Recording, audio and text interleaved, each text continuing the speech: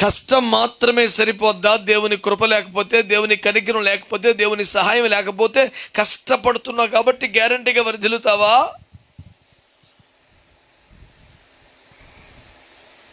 కొన్ని మాటలు బైబిల్లో జ్ఞాపకం చేసుకొని, కష్టార్జితమును ఆశీర్వదించేదను అనే పదం గుర్తుందా మీకు? అది కష్టార్జితమే, ఆ ఆర్జితం అంతా నీ కష్టమే, కానీ దాని మీద కూడా ఆశీర్వాదం రావాలి. అసలు బైబిల్ మీకు అర్థమైతే మొదటి పేజీలోనే బైబిల్ గ్రంథంలో ఏమంటాడు? 6 దినములు పనిచేశాడు, 7వ దినమును ఆయన ఒక దినమును కూడా ప్రభు ఆశీర్వదించాలా? అంటే ఆయన అనుగ్రహం లేకపోతే ఆ దినం కూడా నీకేం కలిసి వచ్చేదిగా, పనికి వచ్చేదిగా ఉండదు. ఎంత కష్టపడ్డా, తింపలు పడ్డా, ఎన్ని బాధలు పడ్డా, చిలిసంచులు వేసినట్టు పోతూనే ఉంటుంది అది. కనుక కష్టజీవులారా, మీ అందరికీ నమస్కారం పెడుతూనే చెబుతున్నాను, కష్టం చాలా మంచిది. కష్టం ఒక్కటే చాలదు, దైవానుగ్రహం ఉండాలి, దేవుని కరుణ ఆశీర్వాదం ఉండాలి.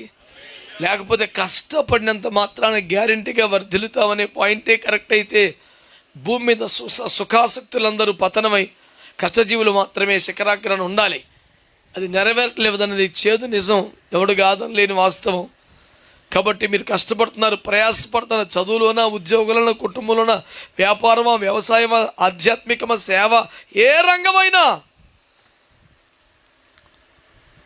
నీవు వర్ధిల్లే వ్యవహారం దేవుని వాక్యంతో ముడిపెట్టబడి ఉంటుంది. దేవుని వాక్యాన్ని నువ్వు ధ్యానిస్తున్నావా, ప్రకటిస్తున్నావా? నీ నోట దేవుని వాక్యం ప్రకటించబడుతుందా? దాన్ని దివారాత్రములు ధ్యానిస్తున్నావా, పాటిస్తున్నావా?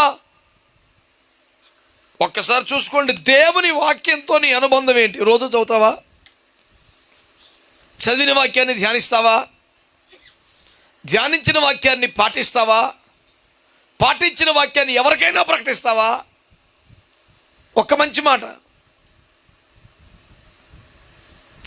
ఏమీ లేకపోతే, ఏది కాదంటే ఆశీర్వదించు ప్రభు, ఆశీర్వదించు ప్రభు, ఆశీర్వదించు ప్రభు అనే ఒక మాటనే పెద్ద ఏదో మంత్రంలాగా పలుకుంటూ కూర్చుంటే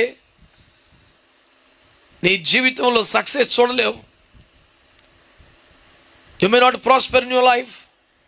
నీ మార్గమును వర్ధిల్ల చేసుకుని నీ కార్యములన్నీ సఫలం అవ్వాలంటే,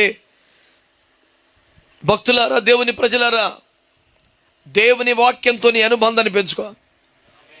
వాక్యాన్ని చదువు, వాక్యాన్ని ధ్యానించు, వాక్యాన్ని పాటించు. పాటించిన దాంట్లో ఒక మొక్కని ఎదుటికి చెప్పు. ఖచ్చితంగా లైఫ్లో ప్రాస్పారిటీ